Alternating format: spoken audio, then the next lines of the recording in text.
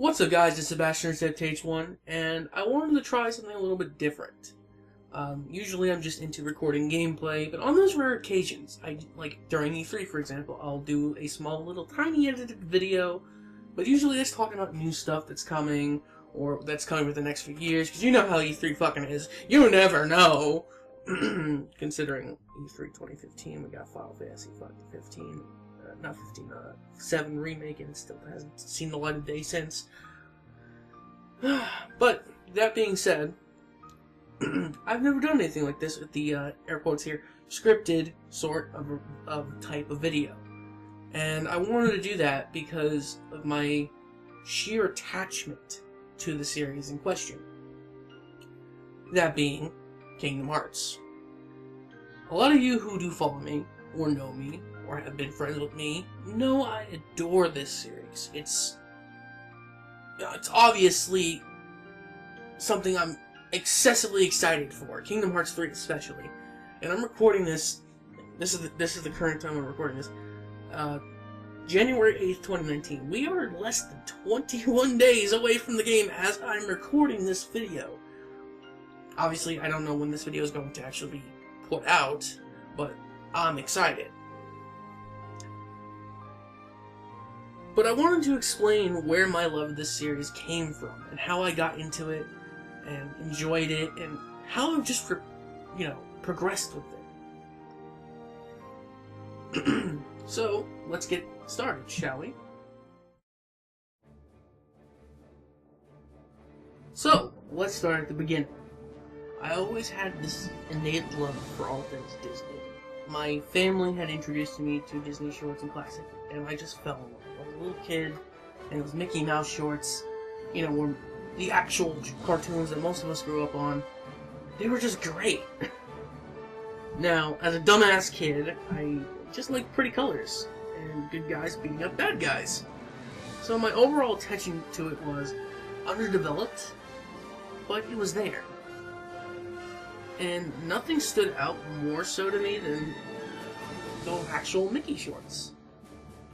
I loved how Mickey interacted, got in trouble, his friends were always funny, the comedy was on point for me as a kid, the story was simple to follow. In fact, even to this day, I still adore Mickey Mouse in those classic shorts. It also sparked my interest in the animation industry, let alone Walt Disney himself.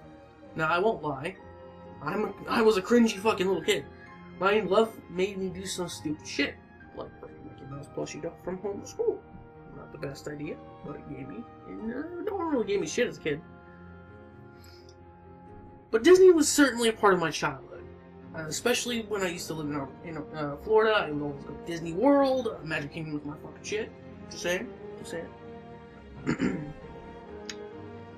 And I fell in love with this as I grew. But I also fell in love with another medium. Video games. When I started in short with gaming, I was 5 years old. And me and my brother, who is 2 years older than me, got a pair of hand-me-down consoles from our mom and our father. This was the original NES and the Sega Genesis. My first games were actually Sonic 1 and 2 and Mario Bros. And the Duck Hunt combo. We also had another game.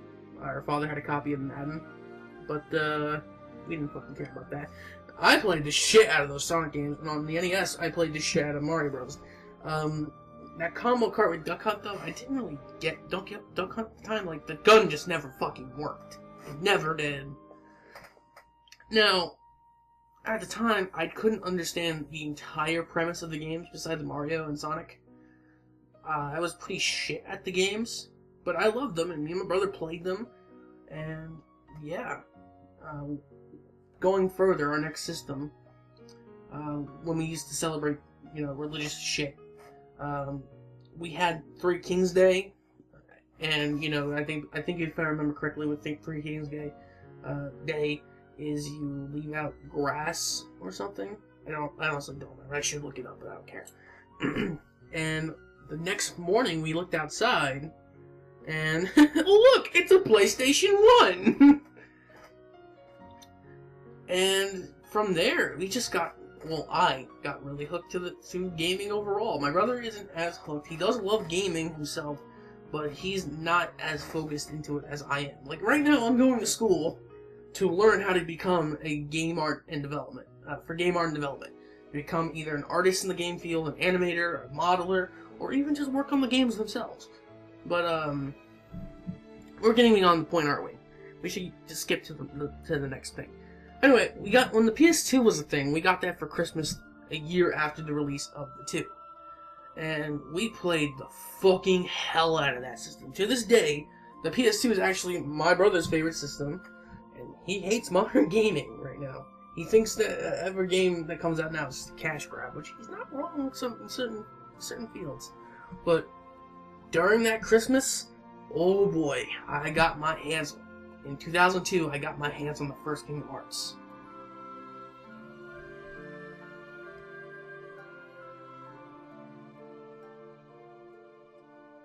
So, Kingdom Hearts 1 was my first real RPG.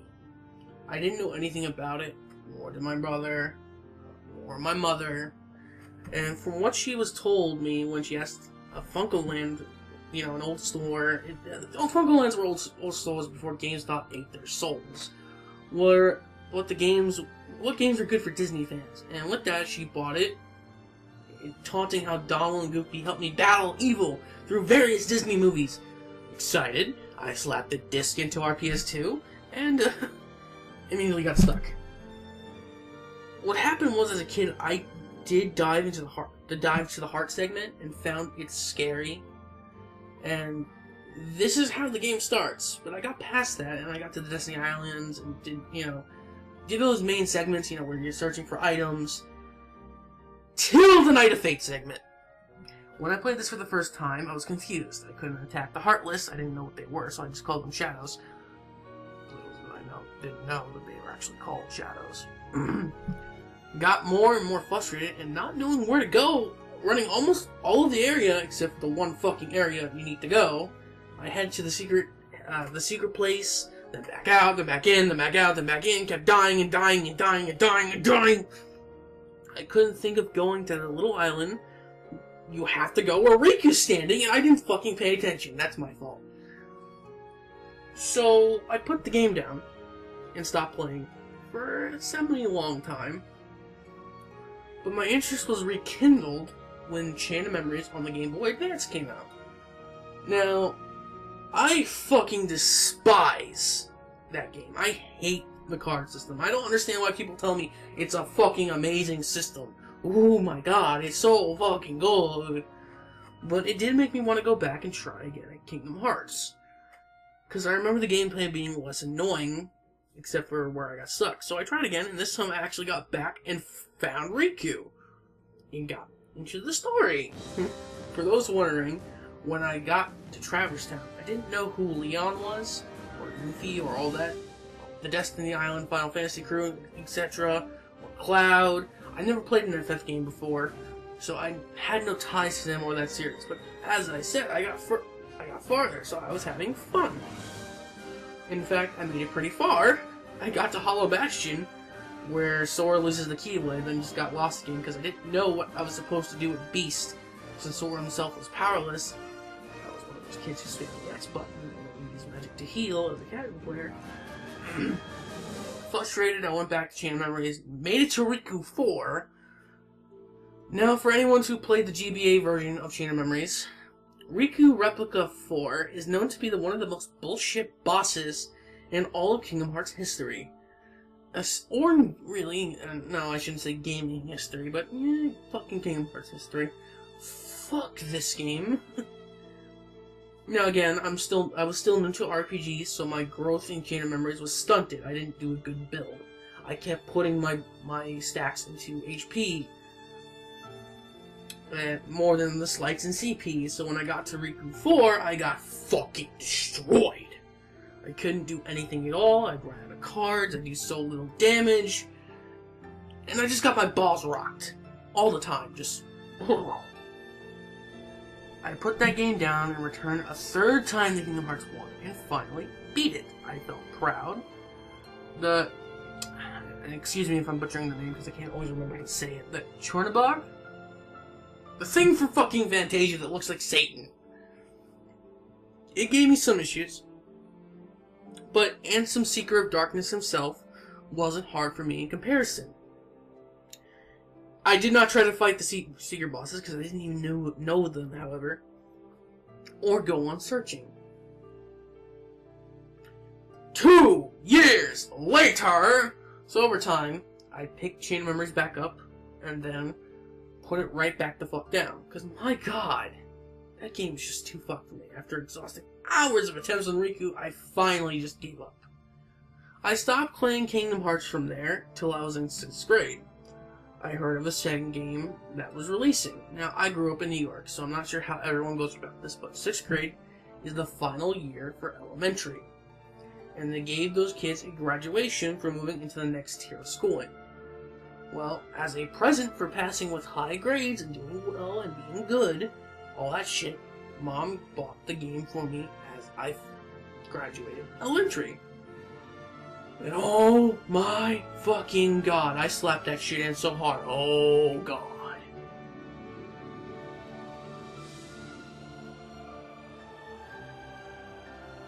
So, finally, we reached Kingdom Hearts 2. Firstly, when I played the game, it blew my fucking mind.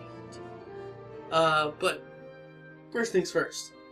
Who the fuck is Roxas? Who the hell is this boy?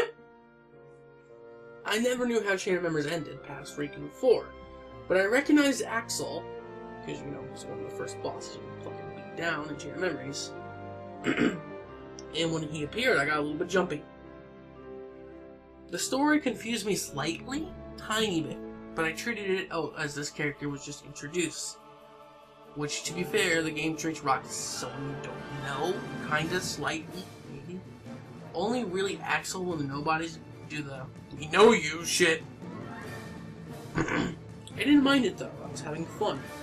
The enhanced movement was fucking great. And when the game got to Sora, I felt a connection. I knew this character. I had played this character. He's grown. He was familiar. And then Donald and Goofy coming back. It was a bit surreal for me. I loved every moment of that game. As it went on, the story got better. And better. And better. The characters got new clothing. I met Yen Sid. I fucking love this. I poured hours and hours into this game. Leveling up drives, leveling up fucking growth abilities. Your dodge blow up. And I have to say, I love the magic point system in this game, the MP. KH1's MP system felt odd. It was pretty annoying, but Kingdom Hearts 2, it made sense. It was easy to learn, understand. Magic was more integrated into my combos, because I could understand it more. And it just was a lot better. I won't say the game was perfect, though. But this made me love this series a lot more. The gameplay was just that much more enjoyable, and the newer magic system, you know, with the recharging MP gauge, was a lot better. And 2 did start that pain train of who is who, with the Roxas bit and the newer Ansem and Darkness. But I had fun, and I could follow it, even after all that Roxas had through 1000 Heartless battle. It was just goddamn amazing, and I could honestly label that epic. I beat the game, and felt super proud, and yeah, I actually went back and fought Sephiroth, though I could never beat him. That boss fucked me up so hard. So hard! Then Kingdom Hearts kind of took a small break.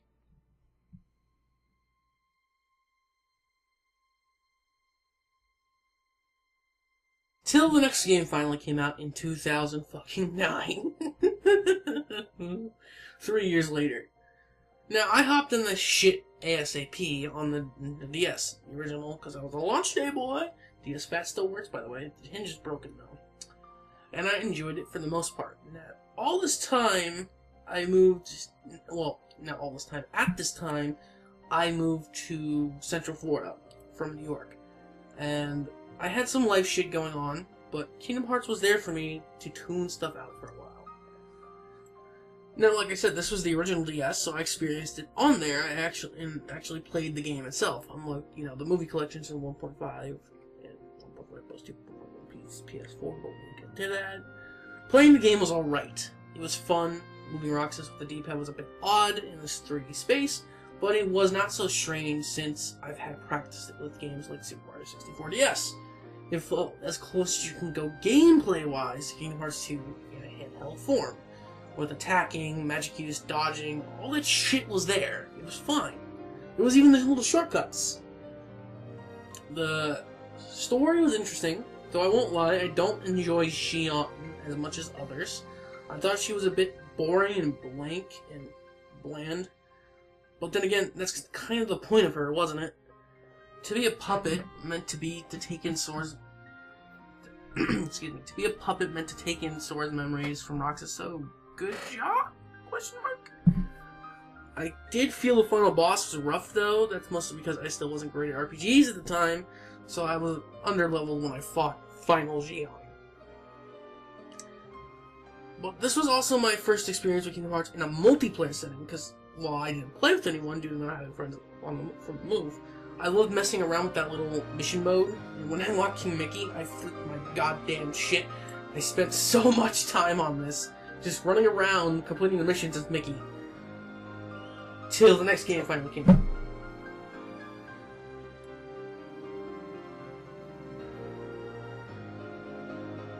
Now, before we get too far into this is going to probably be the longest portion of the video. Birth by Sleep, I have some shit to say about, so hold on to your asses. I was in high school for this, and I owned the PSP 1000, the original model. So when I heard Birth by Sleep was coming, I was excited. Now, this was right after 358/2's announcement, so I got that shit as soon as I could, when it released in 2010. I played it often, sometimes during classes, but when I finished my work, I wasn't that type of kid, and I actually made a friend who played the game. So when we got to try the Mirage Marina co-op, it was fun, but it lacks a little bit. But let's get back to the main point of view. I played the game first starting with Terra, and at first I was pleasantly surprised. Multiple characters with full stories. The furthest this went story-wise was the final battle in Kingdom Hearts 2. The moment if you were captured by Xemnas, you could play limited Riku at this point. So, seeing other characters with full stories and full movesets that weren't limited, past Sora was fucking neat. But so before we get into the characters themselves, let's talk about the gameplay. Okay? Firstly, while movement was basically the same on the ground, each character felt slightly different. Air movement was also basically gone, which I found strange. But magic and other special abilities past standard combo hits are now through a new system, the command system. The command system would encompass Keyblade special moves, all magic, items, and to an extent through another gauge, shot blocks, which were super attacks essentially that made you invincible. Commands were limited by just how many slots your character had, and what was known by the player to make, because they introduced this with fusion. Now, where you could say, let's just say, for example, you take the fire command, and you take another fire command, you level them up, and they would become Fyra if you fuse them together. However, like I said, you have to level the command, and you can only level it in combat. Just by having it in your command deck, in active combat gives the command experience. You don't need to use it, but it still takes time to do. You also have to level up all components to make a fusion to max. All components need to be leveled up to their maximum before you can fuse a command. You also have new items dropped by enemies strictly for fusion that give you abilities, such as Once More, Lucky Lucky, Air Combo Plus, Leaf Bracer, etc. The standard fucking abilities. And to keep the ability, you just need to max out the command that it was melded on. The good news is, if you have the command on and it's not maxed out, you still get the ability, but as soon as you take it off and it's not maxed, you don't get the ability anymore. But I'm gonna save this for a little bit later down. Let's get into the characters though, starting with Terra, because I started with Terra. Terra felt different. He was slow, but he was heavy. So while he was prone to hits, he dealt a lot of damage. And his story went... as his story went, I kind of started seeing you kind of look like Xemnas, like in the hair. And then lo and behold, you finish your story, it makes fucking sense. Kinda, with Terra Xehanort, or as we all know, or dub him as, Terranort, being the reason why all this shit happened. So after beating him, I went back and played Ventus. Ventus was a huge change, besides his face being Roxas, which bothered me a little bit, because it didn't explain until much later in the game, kinda. He was a lot faster, but his damage was okay. Not bad, but okay. His story kinda got annoying. It seemed super childish regions and all that. But his final battle? Holy fuck. I think that's the best part of Birth by Sleep in all its entirety.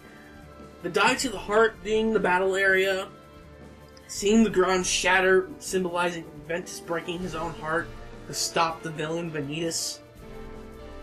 And that final hit? Oh god, yes please. Then we get Aqua. Aqua has the best mobility due to her cartwheel, her damage was fair, and her storming was eh?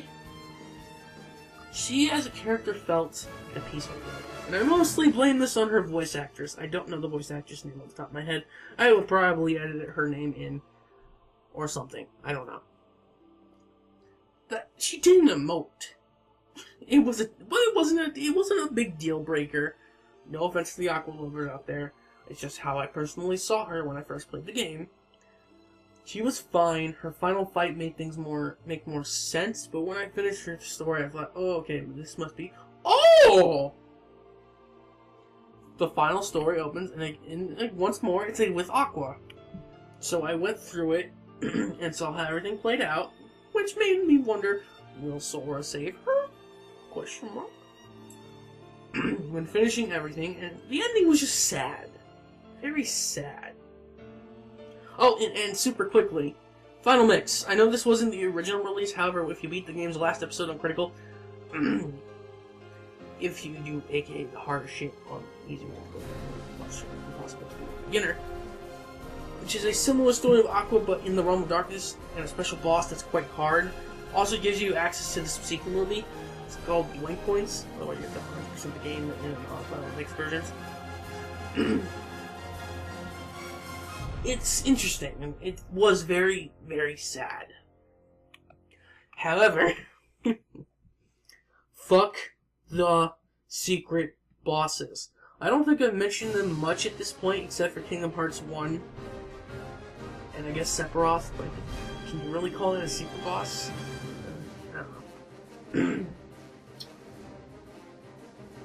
Birth by Sleep, however, the bosses went from, hi, I'm a hard challenge that actually wants to fucking beat you down, but with fairness to it's still attached, to, ha ha ha, fuck you, fuck every second you live, you will be a pain, incorrigible pain. Firstly, Vanitas' lingering spirit. No. Fuck you, no. I've never beaten this motherfucker due to his instant kill bullshit. That's really impossible to avoid unless you fucking into his move 1,000 times to read it. And the mysterious figure? No. Just no. Not a good start. His aggression nature is just bullshit middle fingers to the player's face, and he is worse to fight than Lingering Will in Kingdom Hearts 2 Final Mix. But we'll get back to that. Anyway, back to the game itself. I have something to say why I don't love this game. The progression. I fucking hate the progression system in this game. When originally playing the game, I never stood on how it worked. My first few playthroughs of this game, my first essential ones, I didn't have vital abilities because I didn't fucking get it.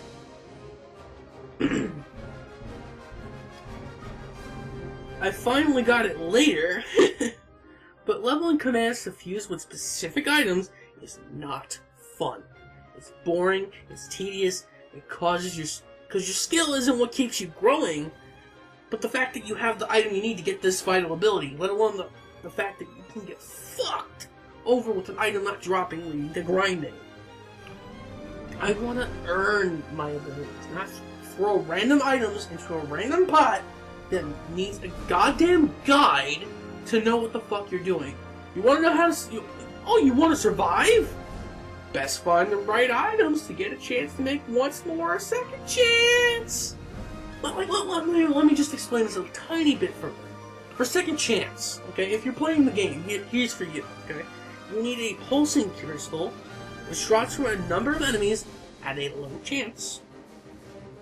But that's not all. You need to attach it to specific commands, only 5 of which will give you second chance, and you have to be mid-level anyway, so you won't get with basic or early commands. Which sounds simple, but then you have to remember what's what, and without a guide, that's a big fucking guessing game. And if you don't have a guide, you'd be in the dark, and possibly go through the whole game without vital abilities that keep you alive. But I think I've said my piece. I don't hate Birth by Sleep, but I do hate how it's become like this standard of Kingdom Hearts 3, that every other mobile version, I should say handheld version, because fuck mobile, handheld version of Kingdom Hearts seems to follow. But we'll get to those as we get through. And, let's get to the next game on this anime pain train, shall we?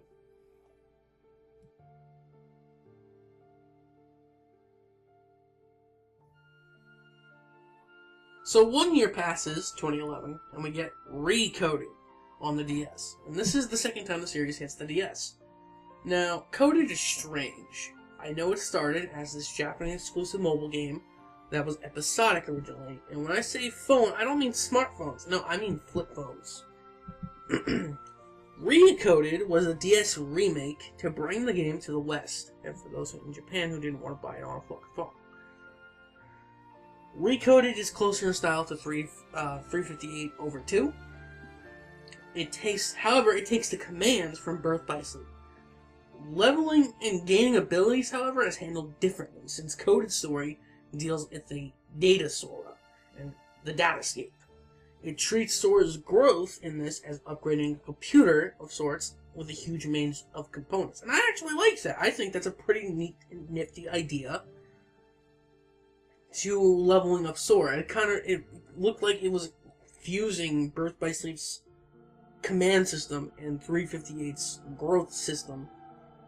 Because 358's growth system, you putting these like level up markers down to make make rocks get stronger. The game is pretty fun, but I'll wholly say, holy fuck, does this game change a lot? A running shooter, turn-based RPG, then it turns into normal Kingdom Hearts gameplay as well. It also included very samey and boring blue data rooms that were different challenges, but mostly defeat all the heartless bogs. However, a lot of them got annoying with very strict time limits. Also, referring to the story encoded, it's mostly pointless. All of it goes into Mickey realizing Sora needs to know where Hurt is, and that Ventus, Aqua, and Terra are in need. All this game does is explain the letter at the end of Kingdom Hearts 2, which is what Sora reads, that the only other notable thing is that Maleficent seeks out the Book of Prophecies for the first time, and that's it. It's an okay game, it could have been better, and the abilities were less annoying. Next game!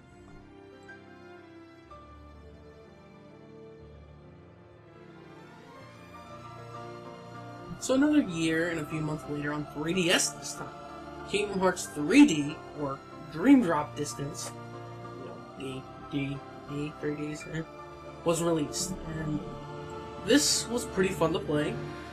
This was the first time we moved the timeline past Kingdom Hearts 2, finally, with Sora himself in a non-data, non-fake ass version, or non-fucking Ventus, or non-fucking Roxas version of him.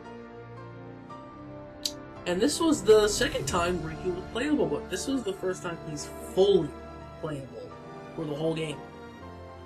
The story is Sora and Riku decide to visit Master Gensen after receiving that letter to become masters of the keyboard. To do this and prepare for whatever the fuck's the independent scheme is, they have to take the Mark of Master exam. It plays out in the Sleeping Realm, which is visiting each is fun, and the gameplay is pretty okay. Normal combat's fun, however, the past two games, it uses the command system. Of course, that comes with the freedom, air quotes with that, behind the system. Let me explain a touch of what I mean, because commands are based on waiting and don't use MP or magic power to use. You can gain abilities like attack and magic haste. Now back in Birth by Sleep, you can stack 5 attack haste and magic haste, making commands basically free. Now in Birth by Sleep, commands are the best option you have. Your regular combo is floaty. It doesn't hit well, it doesn't strike well, it doesn't do a lot of damage. You can't be Phil Swift going through the window going, "That's a lot of damage!" You can't. Unfortunately, no. Encoded, there's only 2 haste, so it's not as abusable, but cheaper spells and skills still have faster times to the point where they're nearly free. Dream Drop Distance, however, while there are haste, all you needed was 1 spell, just 1, and you'd instantly win as long as you filled your deck up with it and a cure or 2.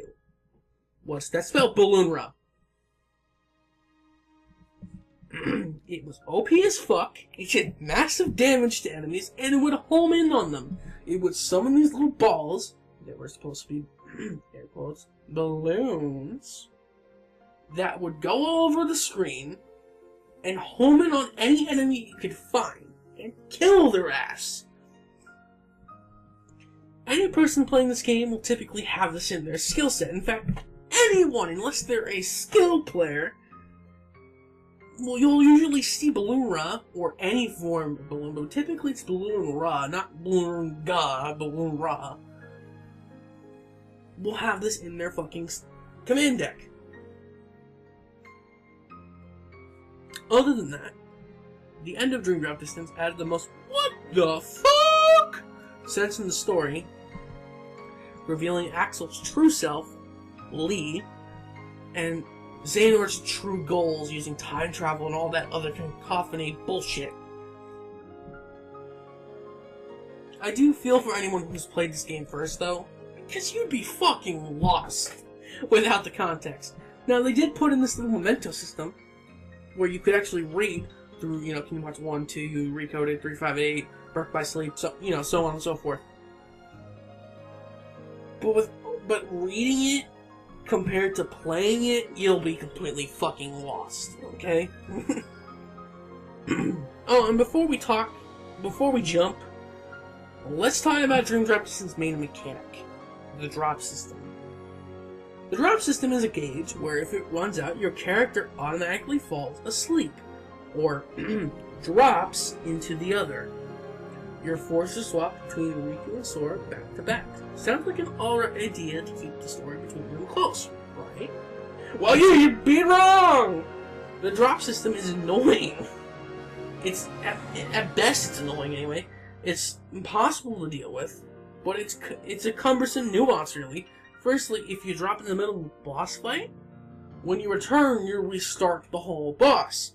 Hey game, if I'm in a boss, pause the fucking timer! While you can circumvent the gauge, you can buy these things called drop-me-nots, which aren't too expensive, don't get me wrong, but it's still an annoyance. And in order to use the drop-me-not, by the way, you have to go to your commands, de-equip something, put the item as one of your commands, go out, use the item, then go back and reset your command. And every time you go into your menu, by the way, you recount the timer on the command. So if let's just say you're right before a battle zone, okay, and you see your timer is about to hit 0, okay, or at least it's like about to hit the countdown phase, or it's starting the countdown phase. You pause the game, but you already have Blura already charged and ready to go. Once you go into the command editing deck, all the timers on your spells are reset.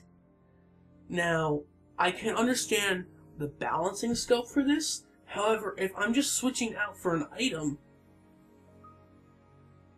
just let me use the fucking item, or let me use the item in the menu. I mean, if the whole thing's about me, you know, increasing my drop gauge, I shouldn't have to leave the fucking menu. Recharge most of the commands. The item commands are very fast, don't get me wrong. But leave the menu, use it, and go back to my other commands, and let them recharge. It's annoying. It's very annoying. Here's an idea, though. Let me pick who I want to play, let me beat the world, then let me drop at my discretion. You can go to any save point, by the way, at any point in the game, and instead of, you can either leave the world, but you can also force a drop. So, what's the point of having this timer if I can do the drop myself? What if I want to go through all Sora's story without trudging along with Riku? What if I want to go through all Riku's story to the point where it stops me before the final boss? Like, hey, you gotta get Sora here before you can go here. Also, the final boss with Riku, with young Xehanort, if you're not quick, you'll restart the boss and still be down on resources, but he'll have full HP. So that was a little bit of bullshit. I didn't understand him the first time. I had him reset once on me.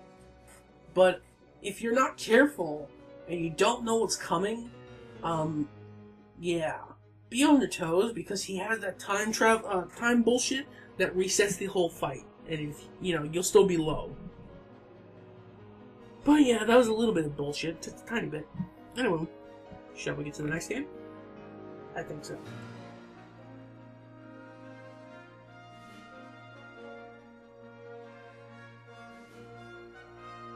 So, 2013, we got this announced, and Kingdom Hearts 3 was announced! You can imagine my face was melting, or better yet, my dick was rock hard! But more importantly, we got to finally play the final mix versions of games that, for fucking years, have been exclusive to Japan. And I like the upgrades, the extra bosses, so forth.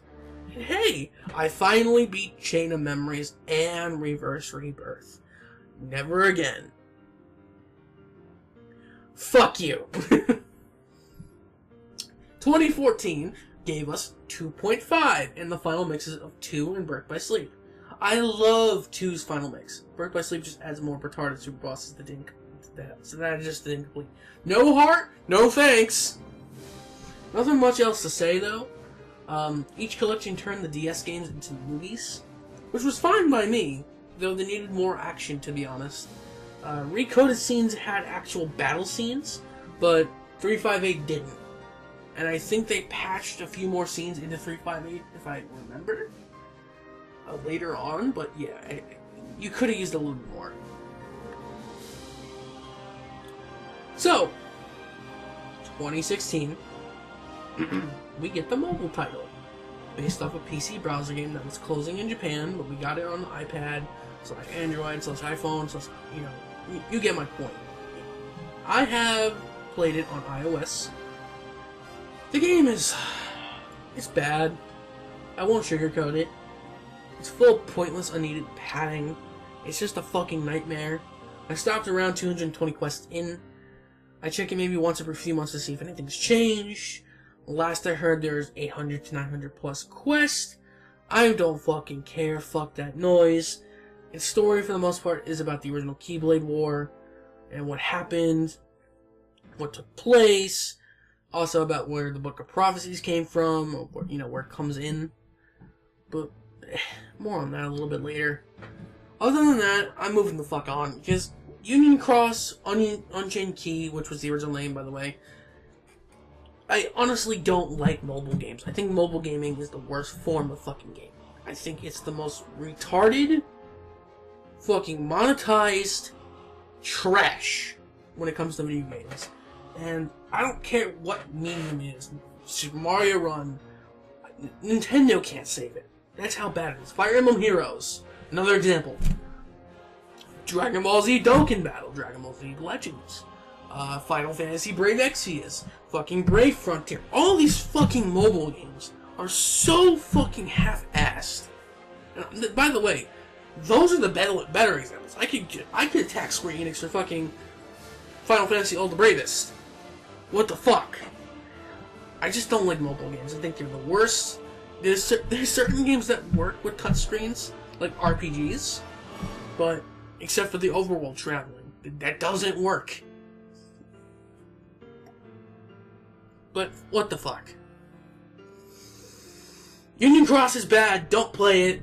Just watch what's gonna happen in a little bit. Okay?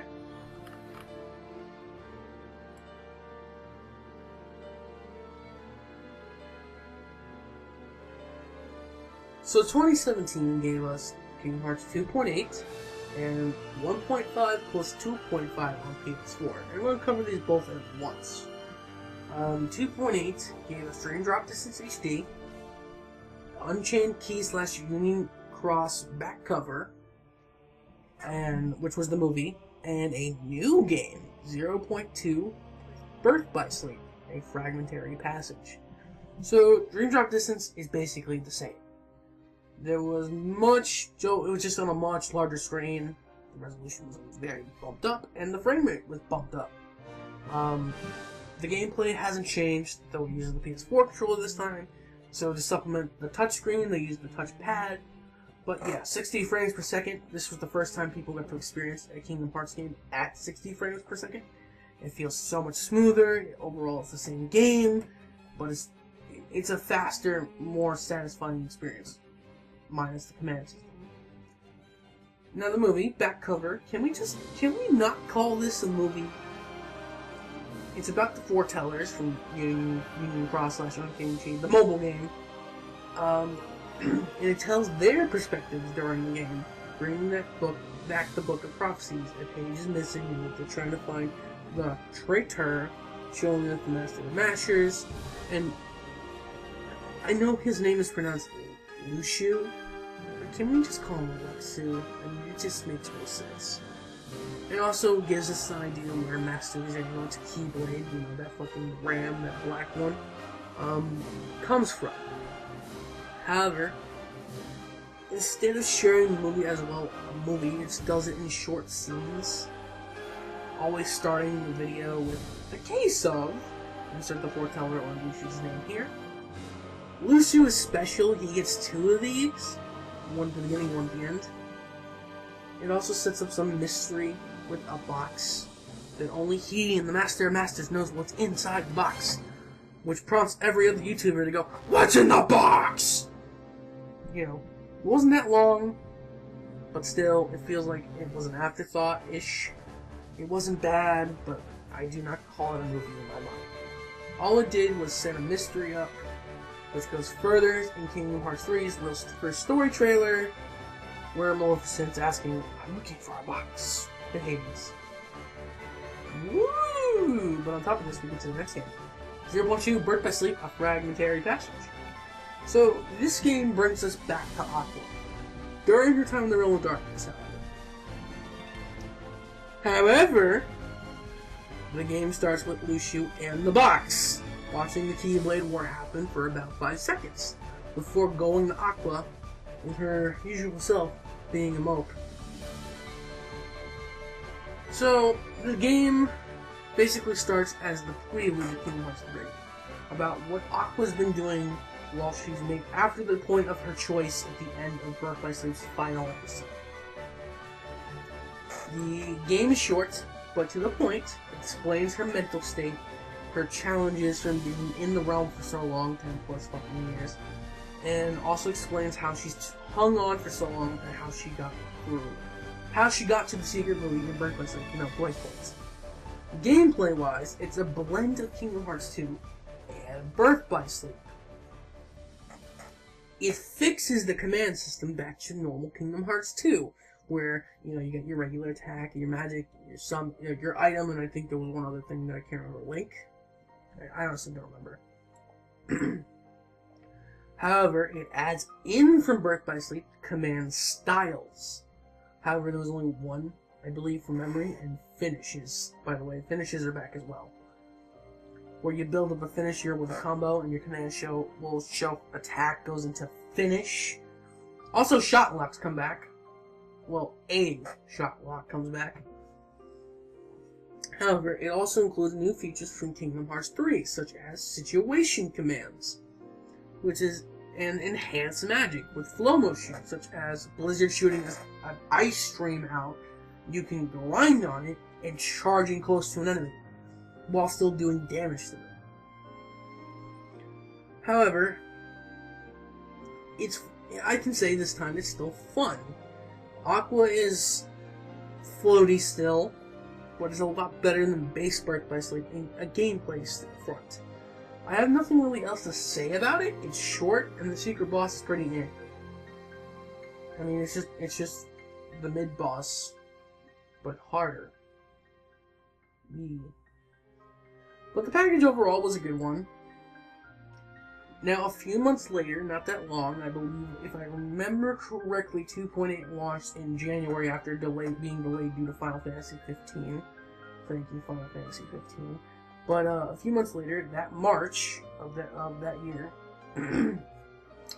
we got a re-release of 1.5 and 2.5 together on PS4. This time under the joint name of 1.5 plus 2.5. It's the same collection, the only difference is they're all in one disc, and now Kingdom Hearts 1, 2, Birth by Sleep, and Chain of Memories all have been upgraded to have 60 frames per second. Now, I haven't finished this version of the game. I don't feel I need to yet. I have all the context I need. They're all in my head. I have all the memories right now. I don't really need to feel like I have to play through the collection again. But it does give players the best and easiest way to play the entire series on one single fucking platform. Oh, and by the way, just for the sake of it, there is another collection on PS4, exclusively on PS4, that was re-releasing both collections of 1.5 plus 2.5 and 2.8 in one disc. Well, one bundle, I should say, still 2 discs. As Kingdom Hearts: The Story So Far, making it even fucking easier to get into all the information and games you need before Kingdom Hearts 3 releases. Of course, it's depending on if you can beat it all, depending on when I upload this video. There will be a link below, by the way, for Kingdom Hearts: The Story So Far, because, fuck Xbox. Xbox is only going to get 3, and it's not announced for the Switch, I'm sorry. But if you want the story so far, I'll help you out. It's in the description. But yeah!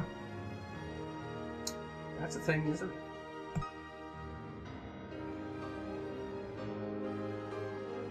And that's where we are at the moment.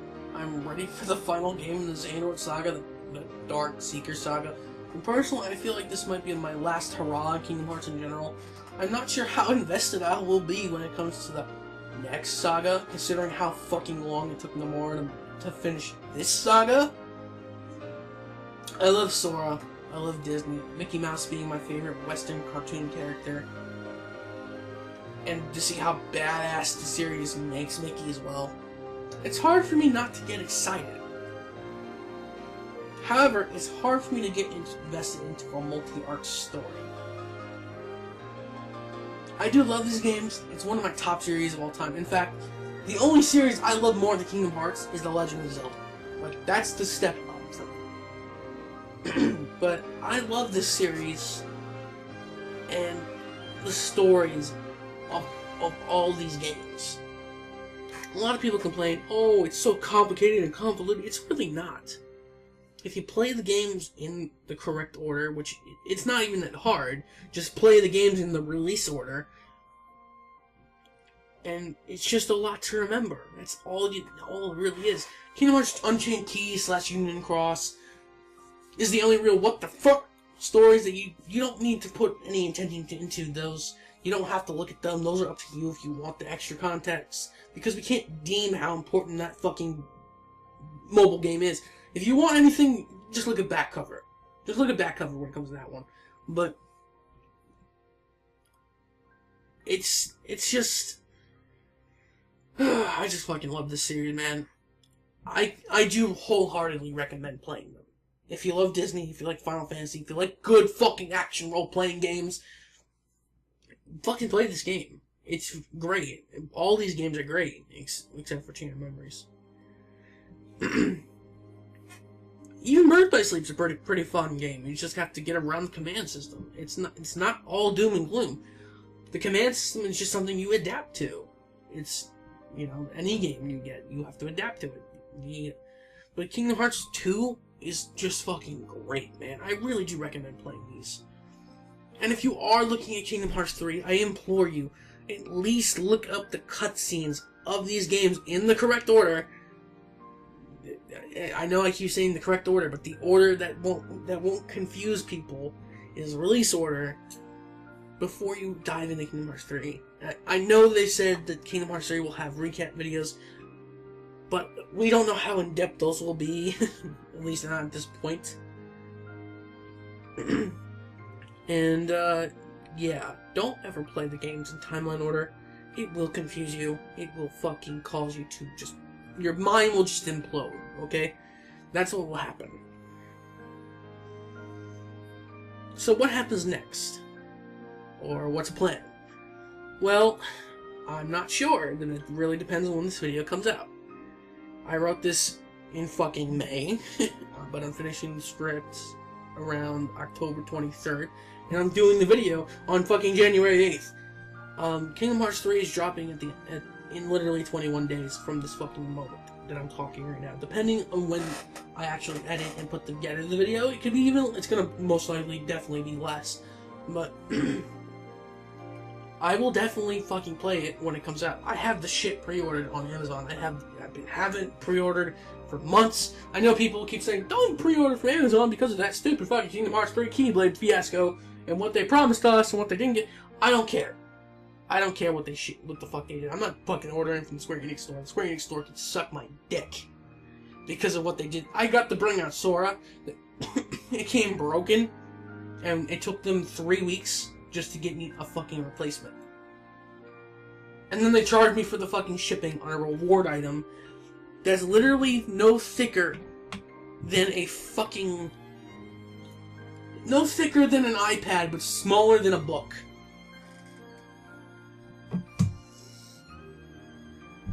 So, I will definitely be playing this game when it comes out. I'll be hyped as fuck. Other than that, I'll see you guys next time. I've been rambling for however long this is. This has been SebTH1. If you enjoy my content, please like, favorite, subscribe. I do have 2 giveaways going on my channel, one at 500 subscribers and one at 1,000 subscribers. You can follow me on Twitter at SebTH1. You can follow... Oh yeah, I don't really use Twitter and YouTube. I just love this series. And I understand that most of my talking in retrospective was me bullshitting about the problems the series has, specifically game basis, but I really do love this series. All I can really say is, it's a bit bittersweet. I started this as a kid.